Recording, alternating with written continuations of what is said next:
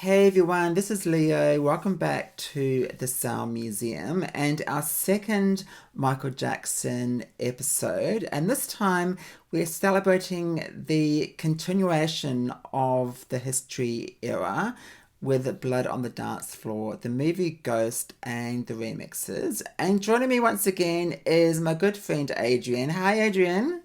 Hey Leo, it's good to be back. Good to be back, and once again, we're talking about Michael Jackson. You're a huge Michael Jackson fan. You love this era. I love this era as well. The first episode, we basically went through the album history track by track with the new tracks, mentioned the old tracks. This episode, it's all about Blood on the Dance Floor, the movie Ghost, and the remixes. So I guess let's talk about the remixes first on the Sure. history, I guess the singles. So I've highlighted a few remixes that were on the CD singles. The first one is, of course, Scream with hmm Sister Janet. And one of my favorite DJs is David Morales, and he done a remix of Scream. Let's take a listen to his remix. That is the remix of Scream by David Morales. Such a good remix. I love his remixes. Of course, he's remixed everyone from the likes of Mariah Carey, all the divas, Aretha Franklin, Whitney Houston. What do you think about David's remix of Scream? All of the remixes of Scream were legendary, and I'd say David Morales' was probably the best of them. Yeah, totally. Growing up with CD singles and remixes, I always looked forward to the remixes because they tended to pick out something from the single that you wouldn't have normally heard just by listening to the regular track. Mm. And whether it be like tiny little background vocals and putting them out in the forefront, tiny little sounds. Michael was good at beatboxing and often based his tracks on that. And a lot of the remixes, maybe not specifically the David Morales one, but some of the remixes would pick out some of his beatboxing and put that in the forefront, or little sound effects that Michael would feature in the regular track that would be buried under multi layers of things. Those would stand out, and it's like, oh, that's what I'm hearing in that. So yeah, really loved all the remixes. The next remix that I want to have a look at is You're Not Alone. Now, the two I've chosen is John B and Frankie Knuckles. Let's take a listen to those two remixes now. You are not alone. You are not alone. I am here with you. Couple of remixes of You're Not Alone. Of course, a ballad from the History album. These were sort of, remixed for, I guess, the dance floor. It actually works pretty good as a dance floor filler. I personally loved the remixes of You Are Not Alone more than Yeah. the actual track. I found the original track, I mean, we said this sort of in the history episode. I just found the original track really slow, really sort of plodding, whereas the remixes sort of perked it up a bit. Yeah. So I tend to listen to the remixes more than the original thing. One of the remixes that you mentioned, I think, last episode was the Mhm. remixes of They Don't Care About Us. Let's Yep. take a listen to two remixes. The first one from Love to Infinity and then Trackmasters. All I wanna say is that they don't really care about us. I'm here to remind A couple you. of remixes there of They Don't Care About Us. Now, I know you love the Love to Infinity remix, and so do That was I. fantastic. What a Yeah. cool remix from the UK production team. Loved it. Again, it's a remix that takes you somewhere completely different in its sound and its style to the original track on the album. And it probably, kind of files away a little bit, I guess, of the anger and the angst that's in the original track, but it's still very listenable and the message of it still gets through. The next remix I want to have a look at is Wanna Be Starting Something. Now, there's a couple of mixes here I've chosen. Tommy D and Brothers in Rhythm. Let's have a listen. Wanna be starting something. Get stuck in the middle. I personally love Brothers in Rhythm. They Can Do No Wrong. Steve Anderson and Dave Seaman from the UK. Also have worked with Kylie a lot. Love their remixes. This sounds great. The Brothers in Rhythm remix of Wanna Be Saying Something, especially, kind of updated it for that 90s sound at the Yeah, time. So totally. I think I remember Wanna Be Starting Something, at least that remix being on something like the Heal the World single Yes. before anything on, coming off History. Yeah. And I think I ended up playing that more than Heal the World on the single because, of course, by then we already had, the album for a year or whatever that it came out. Another one that I don't know necessarily made the history singles as far as remixes go was Moby's remix of Beat It, which turns it into this sort of techno. It takes it into this techno territory that the original would have never touched. I've got it here. You do? Let's have a listen. This is Beat It, the Moby remix. So different from the original. Very. And I particularly like that they started it off with the guitar riff from Eddie Van Halen at the beginning, because you go, where is this going? And then this whole beat comes in. It's like, what am I listening to? And for the next, 5 or 6 minutes, you're just transported somewhere completely different to what you'd expect of Beat It. It's a totally remixed version of Beat It by Moby. And the last one is another remix by Frankie Knuckles of Rock With You.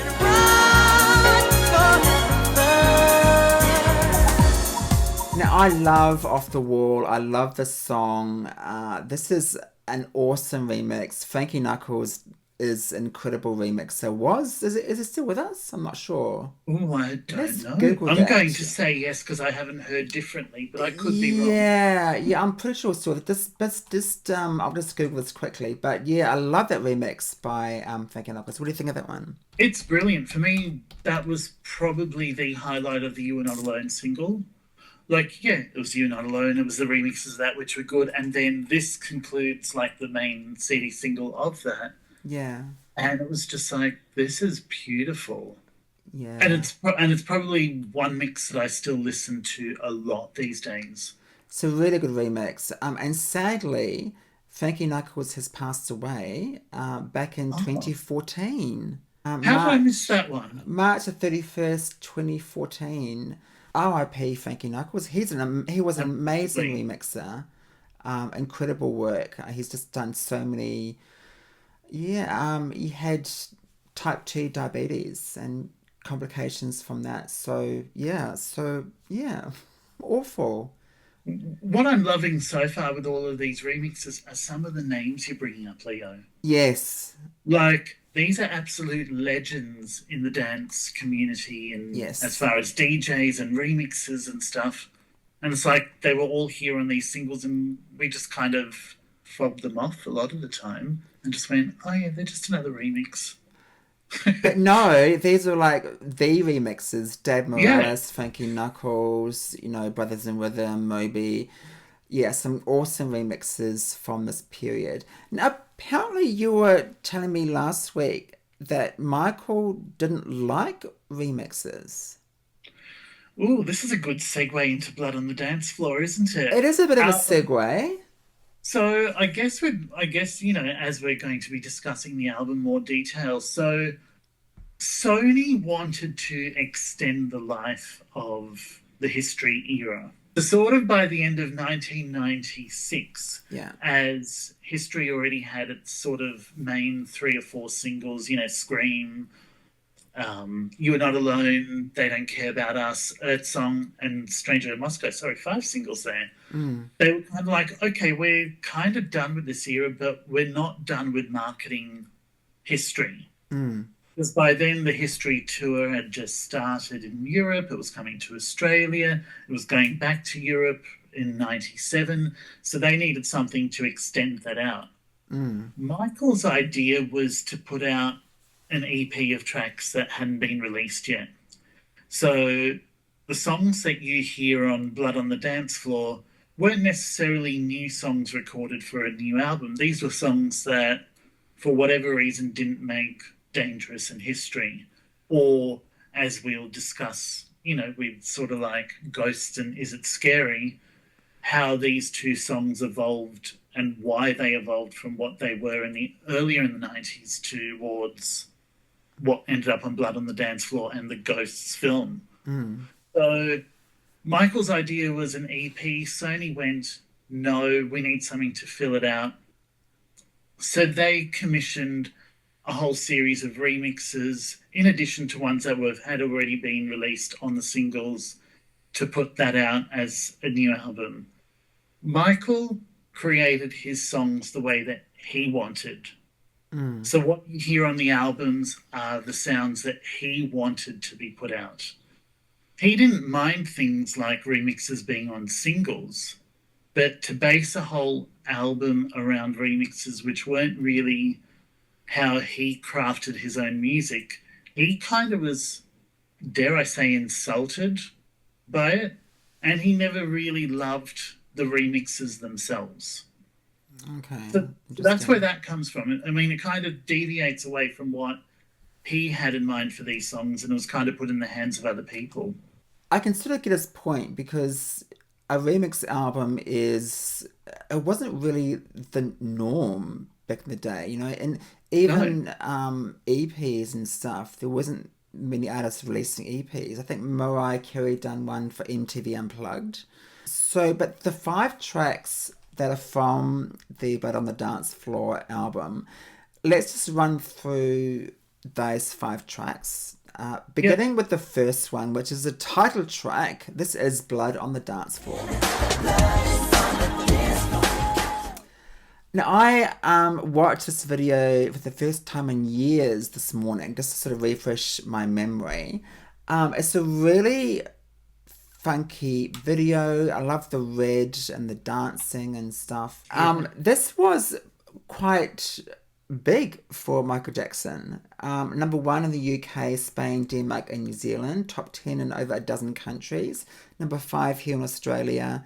42 in the US. Didn't really push that whole single much in the US. There's a good reason for that. Or a few good reasons. I mean, you know, we were talking before about they wanted to extend history's, you know, era into going into the history tour, touring the world. No, I don't actually think there was a US date. I was going to say other than a date in Hawaii, but I'm not even sure. Was there a date in Hawaii? Probably. Other than maybe say 1 or 2 dates, the history tour didn't make North America. Wonder why that was. I would say Michael didn't really focus on the US that much, because the media were kind of like trying to bury him. Right. Like, yeah.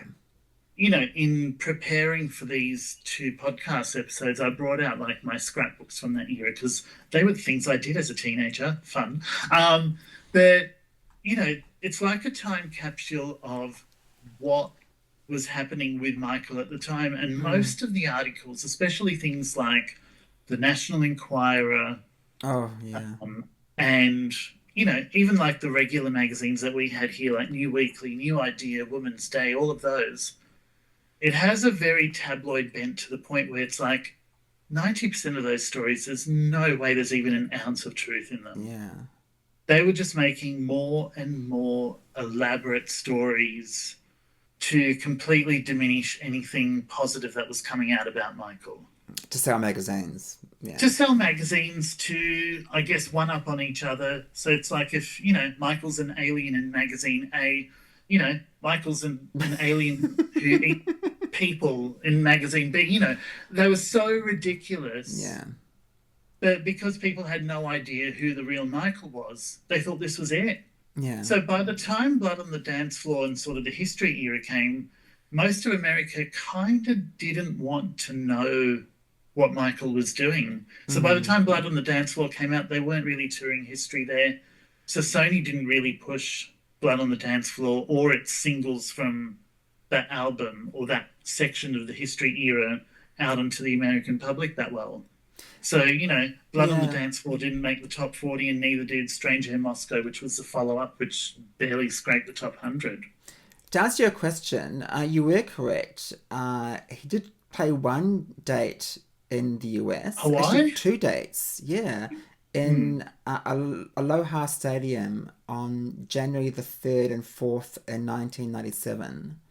So that was pre-Blood on the Dance Floor. Yeah, so, but basically the tour started in September 1996 in the Czech Republic, went through Europe, went through South Korea, Taiwan, Asia, New Zealand, Australia, back to Asia again, the date in the US, then back to Europe in May 97.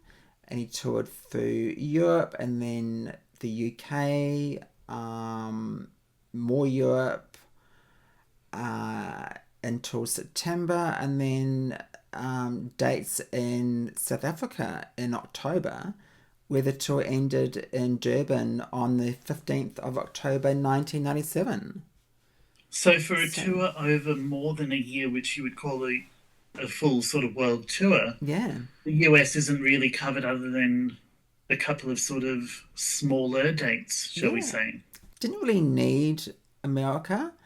But you've got a bit more information on the background of Blood on the Dance Floor, the song. Yeah, so with Blood on the Dance Floor, like I said, for the songs that were new on the Blood on the Dance Floor album, they were songs that were left off previous projects. And Blood on the Dance Floor, the song, was originally meant to be on the Dangerous album, and it's a track that Michael did with Teddy Riley. Okay, so it was in the vault for quite a long time. Yeah, it was. I mean, there are some videos that are sort of out or early track listings as they were trying to work out the final track listing for Dangerous, where Blood on the Dance Floor is listed in there. Oh, okay. And I can't remember which song it switched out for. It might be something like Who Is It, or maybe Heal the World, or something like that. Okay, interesting. Track number 2 from the album, Blood on the Dance Floor, the remix album, is Morphine. That is track number 2, Morphine. This is quite raw, and it's weird how he talks about, addiction and drug addiction, morphine, and of course years later he went through that. So this is quite a weird. Do you think back then he was starting to take prescription drugs to ease like pain through touring and that type of thing? Do you think he was starting to use morphine at that time, or did that come later? Not to say this as a pun, but I think Michael had a history of using prescription medicine and possibly being addicted, for want of a better word, to some things when life around him was getting out of hand and all of that sort of stuff. So Michael, I guess, going back to the 80s, you will remember the incident when him and his brothers were filming a Pepsi commercial in 84, where pyrotechnic went and, gave Michael third-degree burns at the back of his head. That sort of started a habit of dipping in and out of painkillers for him at various points. Yeah. Morphine was probably written, I'm going to say, this is without me knowing specific dates or anything, because not much information came out about this track when the album came out. Okay. It was kind of like, it's there with these other songs and that's it. But I would suspect this was sort of written around 93 as he cancelled the remainder dates of the Dangerous tour. Okay. And kind of checked himself into rehab, where he was at that point reportedly being addicted to some sort of painkillers. Okay. Because my understanding of Morphine is that it was going to be recorded for it was recorded for the History album and didn't make it. Right. Which makes sense. It sort of fits in that personal vibe of, those very sort of dark personal lyrics and vibes that were all around the songs on History. And this is another factor of it. Dark song, and out of the 5 tracks, I'm not really keen on this one, to be really honest. Oh, Leo, it's my favourite. What do you mean? Is it? I I was listening to the tracks this morning because it's been years since I've heard them. Because I don't even have the album. I thought I had it, and you thankfully sent me a copy. But yeah, it's okay. But we'll get to the other tracks. It's not stereotypical of what you'd expect from Michael. Yeah. I mean, so if you're a casual fan, you're not necessarily going to get Morphine or get the sound of Morphine. Okay. But it is very dark, it is very rocky. Yeah. And then just when you think, well, what is this song about? You know, which sort of interplays with, firstly, him. To me, it sort of interplays between his relationship to morphine and drugs of that ilk, Right. or him being the voice of the drug talking back to him. Okay, interesting. I find like it's an interplay. Right. And then before, you know, you go, well, what's this going on about? It completely goes into that opposite thing where you've got the beeps of the hospital room, it's like, okay, close your eyes, count to 10, feel the drug take effect, and all these flutes are coming out, and it's like, what is this? Yeah. It's essentially him exploring morphine, I think, from the viewpoint of the drug itself, the effect of the drug, and him also screaming at the drug. Morphine! Yeah. Exactly. Yeah. It's dark, it's angry. Yeah. I love it. How can you hate it, Leo? Track number 3, Superfly Sister. Loving what it used to be. Track number 3 from the album. This is better than Morphine for me, but yeah, it's okay. It's very off the wallish type of vibe.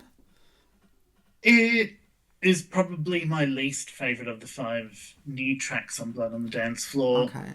To me, it's just like, okay, it's pleasant, but it's nothing that makes me want to go back and listen to it repeatedly. Whereas all the other tracks on that, I remember playing over and over and over again, listening for every little sound. This was like, oh yeah, that's nice.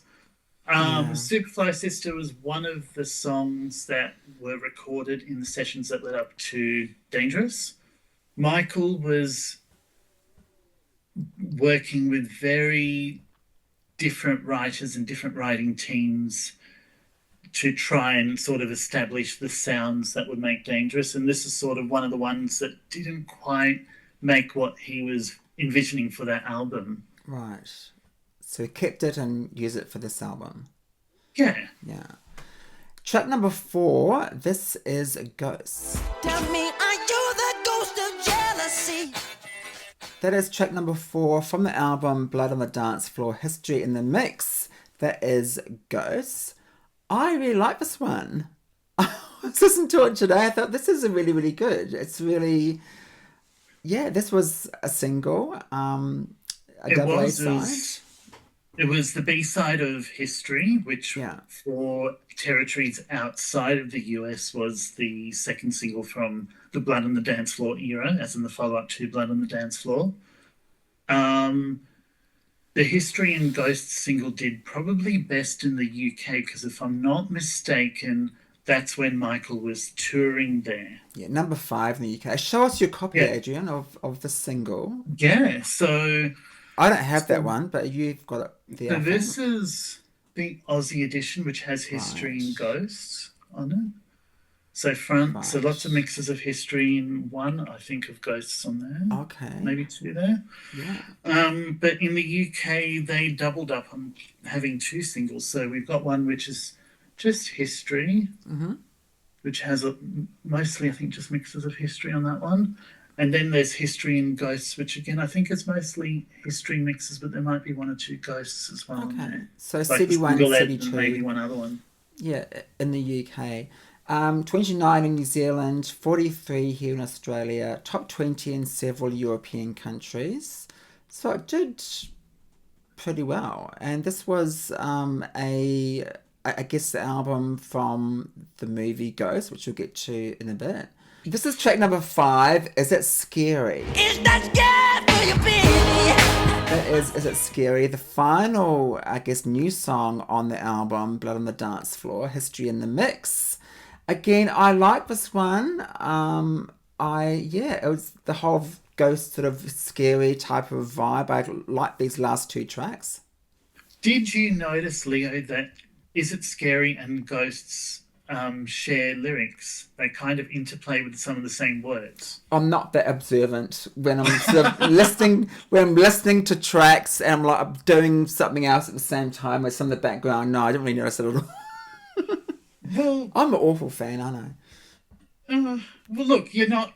I mean, you're not. I'm not a by hardcore default, Michael a Jackson fan. huge Michael fan, so I'll forgive you. So there were a few, I guess, lines which are shared in each song, right? Yeah. So, I mean, this is sort of our segue, I guess, into. I mean, before we do the sort of Ghosts film and how Ghosts and Is It Scary made the film. Is It Scary was the B-side to the Smile single, which didn't end up being released. So there are a few remixes of that out there.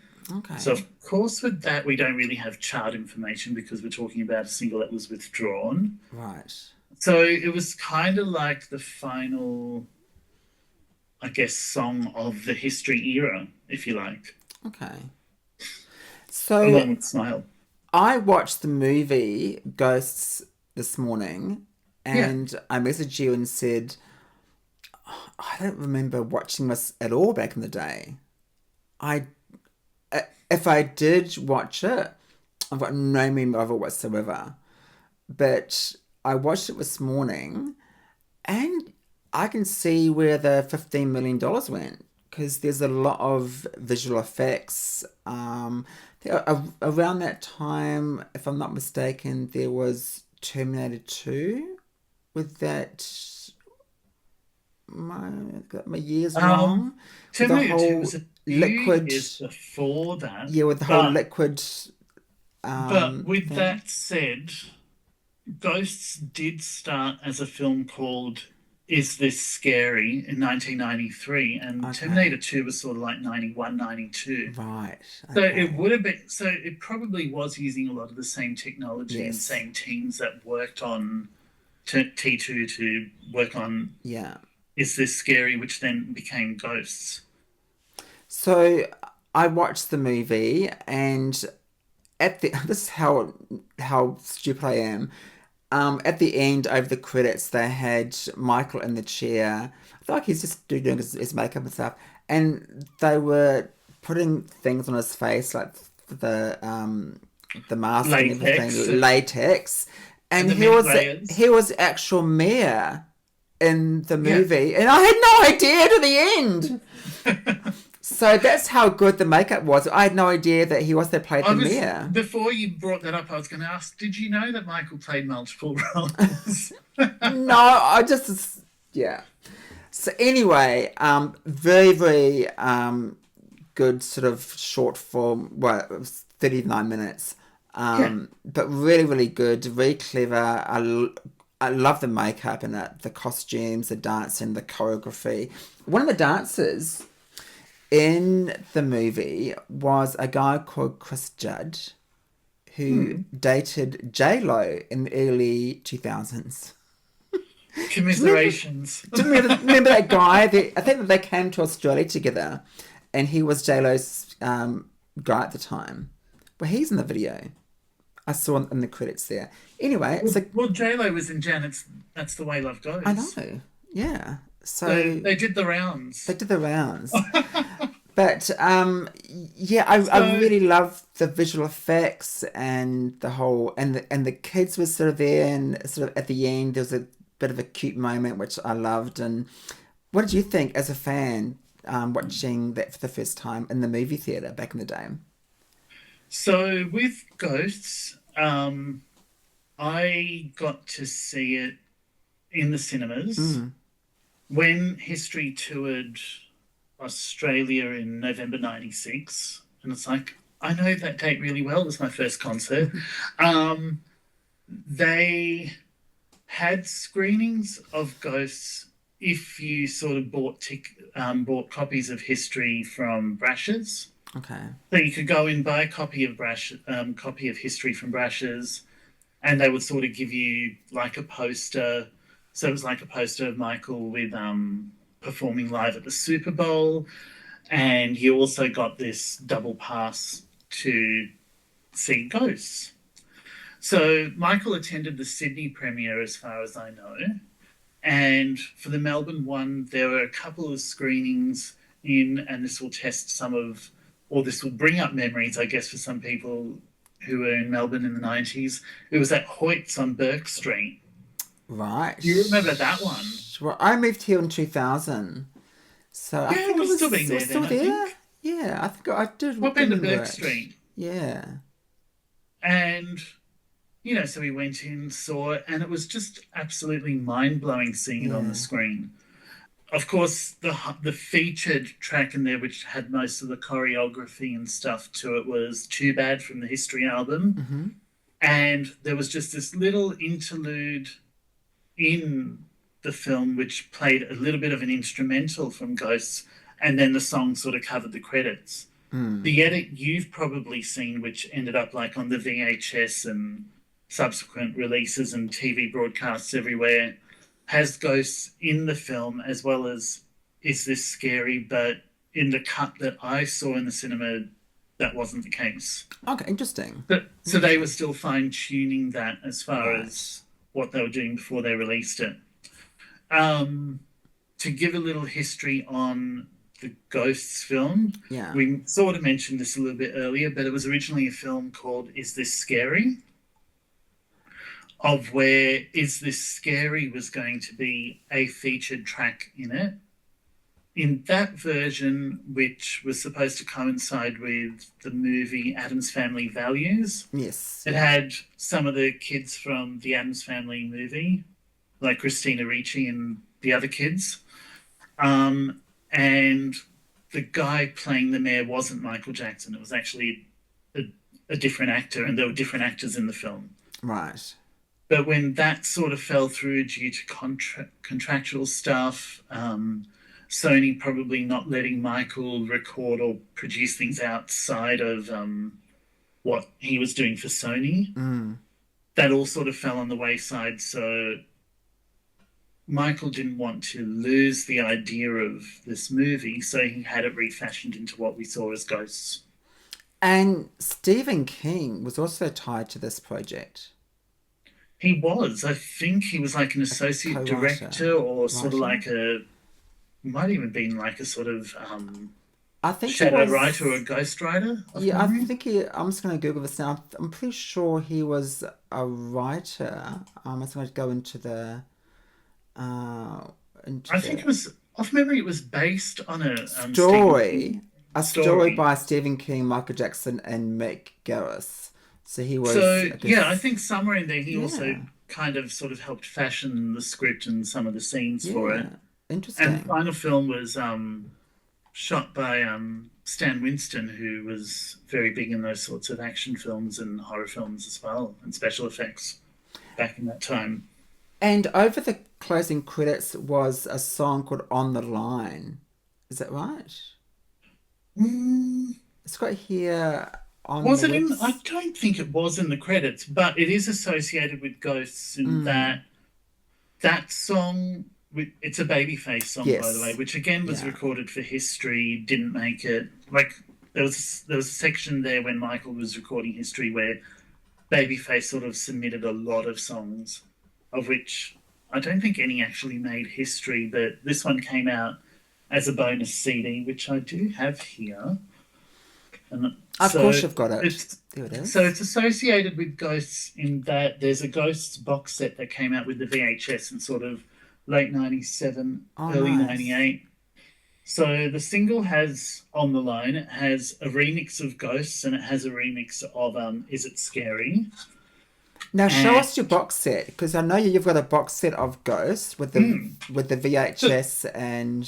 So this sort of ties up the I guess the Ghosts and the History era to a point, because you have the Ghosts program. Right. So after our sort of premieres in Australia on, limited cinema screens, it went to the Cannes Film Festival in 97. Okay. And so what's in this box set and what this is a replica of the program that was at the Cannes Film Festival. Nice. So it shows, has an intro with Elizabeth Taylor, once again proclaiming Michael as the king of pop. Lots of photos of sort of behind the scenes of the film. And this is part of the box set This is part of the box set. VHS. And it's printed on very sort of glossy paper. Some of the photos sort of highlight, with different laminates on it. So show us the actual VHS copy of it that you've got in the box there. So I know you've got the program, lots of pictures. But this is before DVD, people. This is the VHS. That's the cover there. The front and back, where Michael's dressed as one of the sort of ghouls in the film. Any bonuses on that VHS or just the movie? No, it is just the movie. Okay. And of course, and there's a tie-in. It mentions Blood on the Dance Floor. Oh, I mean, the weird thing is this wasn't sold on its own. It was just as a box set with the program, with the on-the-line single, right, which was a limited edition mini max CD, and I think what that refers to is how it's sort of printed really small on the CD single, right? And it's just sort of plain plastic, right? I'm just okay. I don't know too much about that format, but it just plays like a normal CD, really. And finally, in this box, it had the Blood on the Dance Floor CD, which is there. Which by then was kind of pointless because everybody had Blood on the Dance Floor. It came out 6 months after. So Ghost, and that's the whole that box looks set. Like on the outside. Wow, I totally missed that when I was back in the day. Well, it wasn't cheap. It was $50, which back then it was expensive. Back in 90s time was expensive. Yeah. So the movie Ghosts cost $15 million to make, and Michael paid for that himself. I understand. So it was a labor of love. If you look at the movie, at the end there is Michael sitting in the chair, getting the makeup, getting latex on his face. It's a really, really cool background of movie making. If you do watch that online on YouTube, it's a really cool watch. Back to when he was doing Ghosts and playing those 5 different characters. And also things like the special effect of when he's the skeleton dancing. A lot of that was done with green screen and motion things. So there's a few scenes out there. I don't know can't remember whether it's in the credits or not, where Michael's all hooked up to all these sort of spots on his body. So he's actually doing the movements and they erase them out from it and put the skeleton in. Let's continue with the album because we've done the first 5 tracks on Blood on the Dance Floor, History in the Mix. Track number 6 is a remix of Scream Louder by Flint Time Remix, which is basically Jam and Lewis. It's Jam and Lewis. So Flight Time was their company. Flight Time. They co-wrote it and produced it with Michael and Janet. Right. And this was like the lead remix of the Scream single anyway. So it made sense to be the sort of lead remix of Blood on the Dance Floor. Don't mind that mix. I quite like it. Yeah. Next one, track number 7 is Money, the Fire Island radio edit. Again, another legendary sort of dance act. Remixes. Their remixes of Blood on the Dance Floor, the single, which of course isn't on the album but was on the Blood on the Dance Floor single, those are fantastic. Okay. Haven't heard those, but where's your single of Blood on the Dance Floor, by the way? Can you show us that? It is. As he tries to find it. There it is. There it is. That's the single. That's the Australian version. That is the Aussie version. Back then... most of the mixes that were released worldwide ended up on the Aussie single, but some of the overseas ones might have an extra edit or extra long-form mix where we had the edit or something like that. But back in those days, in the 90s, the labels here were sort of a bit obsessed with these paper cardboard sleeve, which I really hate. I like the whole plastic... The jewel cases or the J cards. But these plastic cheap little things, they don't age too well. This one's sort of in between. This one, I remember where this one was from, but it was an import. Central Station. $15 back in the day, a lot of money for a single. There's sort of like a promo one, Okay. which again sort of has that sort of similar thing to that On the Line single where Right. it's clear and Oh, half I of it. love that. I love that extra CD. Yeah. The jewel cases are much better. I do like the hard plastic cases. Anyway, track number 8 is Too Bad, the refugee camp mix. Too bad about it. This was remixed by the Fugees. Yeah. Yeah. Yeah, So- so it's Wycliffe and the gang there. Killing Me Softly. They were huge at the time. They were huge That's at the the- time. Hence the remixes on here. I mean that's something that needs to be mentioned. The Fugees were probably the biggest act of 96, 97, Yeah. and here they were remixing a couple of Michael songs. Yeah. Because they did that one and they did Blood on the Dance Floor, which is on the single. On the single. And also the video remix of Blood on the Dance Floor, which came out on History on Film Volume 2. Which we'll came get out to shortly.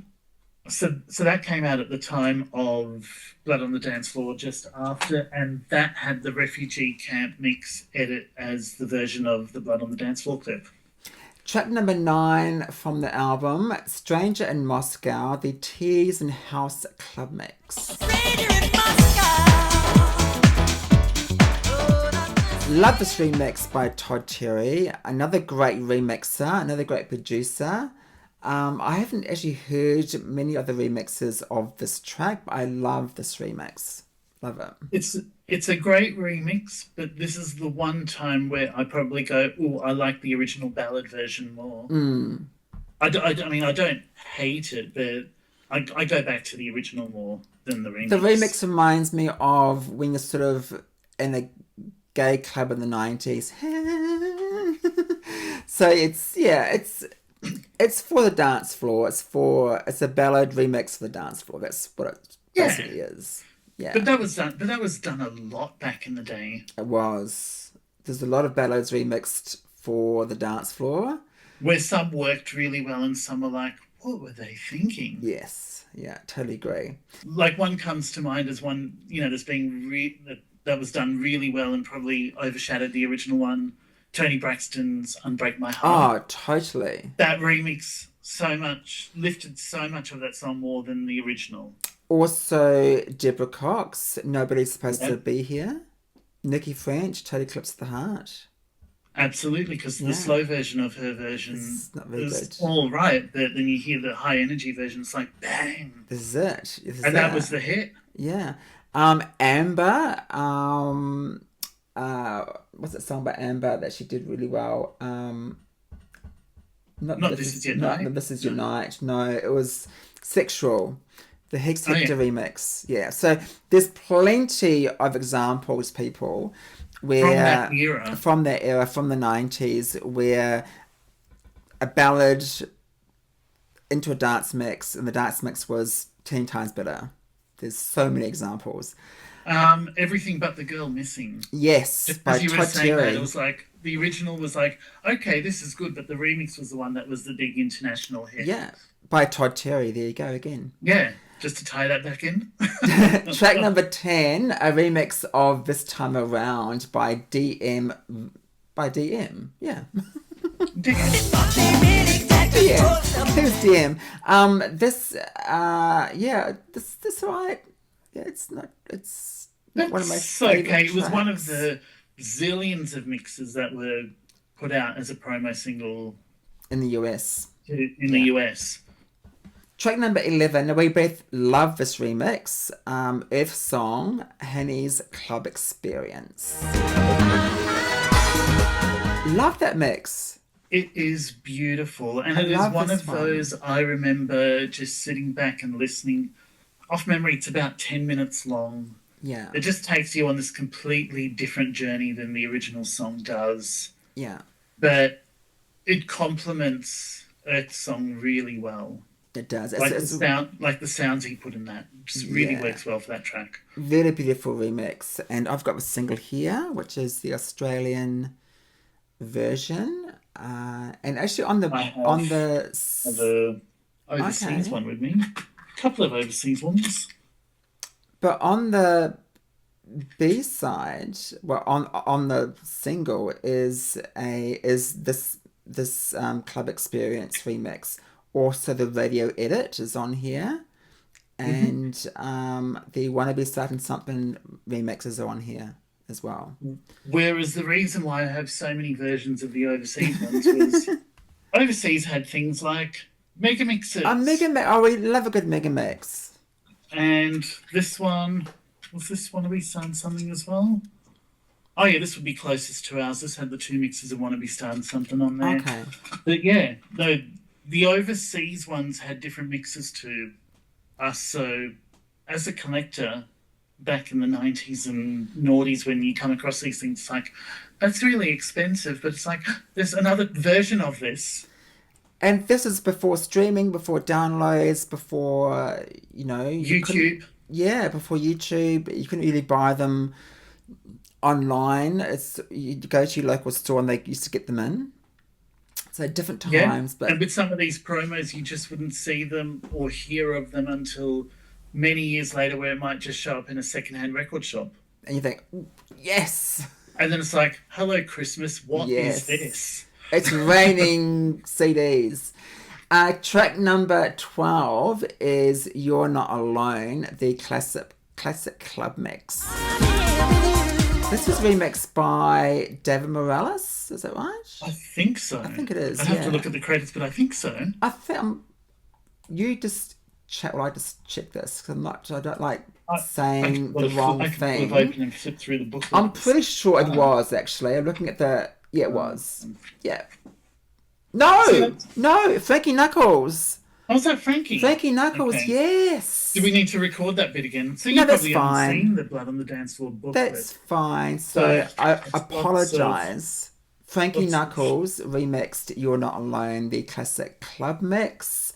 This was written by some R&B singer we won't name on this podcast, but despite that, he wrote song. a few good songs there. He wrote a few good songs. I do give him that, but I don't agree with what he does. Anyway. He believed he could fly, though, so there's that. He can just fly away. Yeah. Track number 13 this is the last track from the album. This is the Tony Moran History Lesson mix of History. Another great remixer, Tony Moran.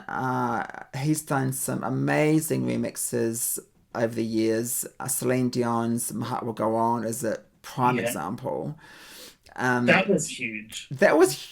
Another example of a ballad turned into a mega club hit. Yes, well, I was in Europe at the time, and I was going through the different countries over the border and stuff, and that mix was played all the time, all the clubs and bars, and yeah. So it was just huge. But yeah, or another great remixer from the 90s, Tony Moran. Yeah. I mean, this is the thing. For a remix album, which wasn't really being marketed to the US or anything, it has a lot of big names on there. Yeah, huge names. This album, Blood on the Dancefloor, History in the Mix, #1 in the UK, New Zealand, France, Netherlands, Belgium, 2 in Australia, 24 in the US, over 6 million copies sold worldwide. And the album is the best-selling remix album in history. Look, we'll let Michael have that title. However... dear. I think one album would have to surpass that. Would be Madonna's Immaculate Collection. All those songs were remixed for that album. Is that a remix album? It's not classified as one. But... if you talk about the idea of, okay, all the songs are sort of remixed and, stuff added to it, plus a couple of new songs, wouldn't that be the biggest remix album ever? Well, I consider that a greatest hits album. It is a greatest hits, but all the songs were kind of remixed for that album. What would you think, Leo? Would you give it to Michael or Madonna? I'm giving this to Michael, to be honest. As I would say, as the concept of it being a remix album, yes, Michael, but technically Madonna should win that. Let me know, guys, in the comments if you think Madonna has got the title of the best-selling remix album in history or Michael Jackson. Let me know, because we can't decide. Well, We're fans of both. with Madonna, they're all different edits to what the singles were. That's correct. So, I don't know. That's So a they're good remixes. question. That's a really good question. We're getting towards the end of this episode, but before we go, we're going to just highlight a couple of things. Now, we both saw Michael Jackson in concert. I saw him in Auckland. I can't really remember much of the concert because it was so long ago, but I remember it was amazing. I was on the bank in Smart Stadium. I think I've got the tour program somewhere still. Is it a big one? Yes, I've got that one. It's huge. It's huge. That's a tour program. Which kind of covered everything, I guess, of Michael's history till then. And you went to the lots show of in 80s Melbourne? pics, lots of pics from previous tours. And then, lots of more, I guess, current pics from video clips and Stranger in Moscow. So you saw the show in Melbourne? My first ever concert was the History Tour when I came to Melbourne. Yeah, incredible. In November. Show and tell. Oh, it's a ticket. It's the ticket. So how much was it back in the day? So my first ever concert was that's on the 22nd of November, 96. $72. They weren't the most expensive tickets. But still. Was I still in high school? No, I was just out of high school. That was a lot of money back in the day, though.